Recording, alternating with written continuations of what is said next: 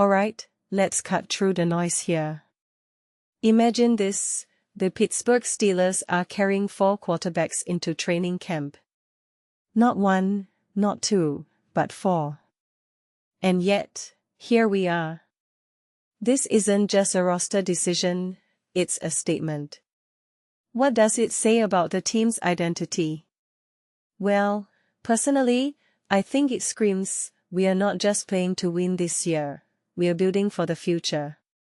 But here's the kicker, how do you justify 4 QBs when you're already stretching the roster thin? Let me break this down for you. Let's talk about the quarterback room first. Mason Rudolph has been the clear backup, which makes sense, he's got experience, he knows the system. But then there's Will Howard and Drew Aller. Mike McCarthy said Howard would be a starter someday, but does that mean he's going to stay on the roster? The math is brutal here. If you carry 4 QBs, you're sacrificing a spot somewhere else. And guess what? That somewhere else is probably a special teams player. Because let's face it, special teams are the ultimate sacrificial lamb in roster decisions. So if you're keeping 4 QBs, you're basically saying, we'll figure out the special teams later. Now, let's shift gears to the running backs. Jaylen Warren is the starter, but Rico Dowdle and Travis Homer are fighting for the 3rd spot. What's fascinating here is the risk they're taking with Homer. He's a solid player, but if he doesn't lock down a special teams role, he's out. And that's the reality of the NFL, players aren't just evaluated on their position, they're evaluated on their utility. If you can't contribute on special teams, you're just a liability. This is why Caleb Johnson might be on the outside looking in. He's talented, but unless he's a game changer on special teams, he's not making the cut. And honestly, that's a tough spot for any player to be in. Moving to the wide receivers.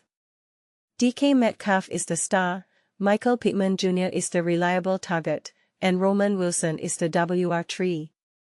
But here's the thing, this group feels like it's been locked in for a while. No surprises, no wildcards. That's both a strength and a weakness. It means stability, but it also means there's no room for growth. What if one of these guys falters? Do they have a plan B? I think the answer is no, and that's a risk. Because in the NFL, complacency is a death sentence. The tight ends are another story.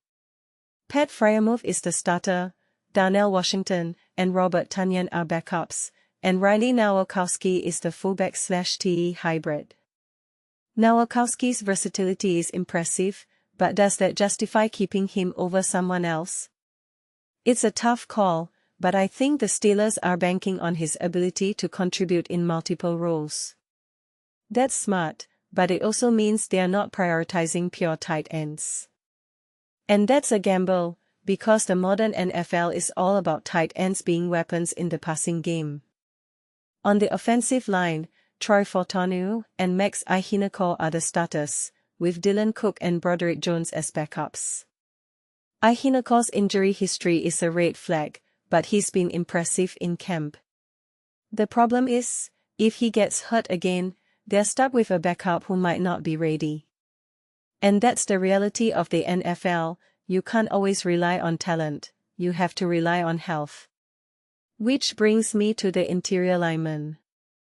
Zach Frazier and Mason McCormick are the starters, but there's a lot of competition for the remaining spots. Stephen Jones is on the practice squad, and if someone gets injured, he could be called up. But is that enough? I don't think so. The Steelers need more than just a practice squad lifeline, they need depth that can step in and perform. Now, let's talk about the defense. Cameron Hayward is the anchor, but the rest of the defensive line is a mix of veterans and rookies. The outside linebackers are set in stone, but the inside linebackers are a different story. Patrick Queen and Peyton Wilson are the starters, but Cole Holcomb and Carson Brunner are fighting for the 3rd spot. Malik Harrison was expected to be a key player, but he's been overshadowed.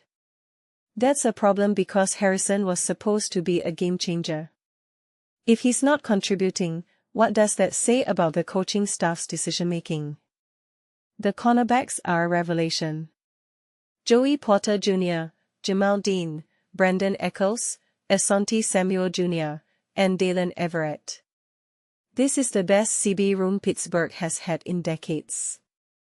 Everette is a rookie, but he's already showing promise. The problem is, he's at the bottom of the depth chart. That's a risk because if someone gets injured, they might not have a ready replacement. But the upside is huge. If Everette develops, he could be a steal. And that's exactly what the Steelers are banking on. The safeties are another tight spot. Jalen Ramsey is on PUP, and that's a huge loss. Deshaun Elliott, Jaquan Brisker, and Robert Spears-Jennings are fighting for the remaining spots. But if Ramsey misses time, the defense could be exposed. And that's a big concern because Ramsey is one of the best safeties in the league. If he's not on the field, the Steelers are in trouble. Finally, special teams. Chris Boswell, Cameron Johnston, and Christian Kuntz are the starters. No competition, no drama. That's good, but it also means they're not investing in depth. If any of these players get injured, they're stuck with no backup. And that's a risk in a league where special teams can make or break a season. So, what does all of this mean? The Steelers are making bold moves, but they're also taking risks. They're betting on young players, they're stretching the roster thin, and they're hoping for the best. But in the NFL, hope is a dangerous strategy. If they don't get the right players to step up, they could be in trouble. And that's the real story here, not just the roster, but the gamble behind it.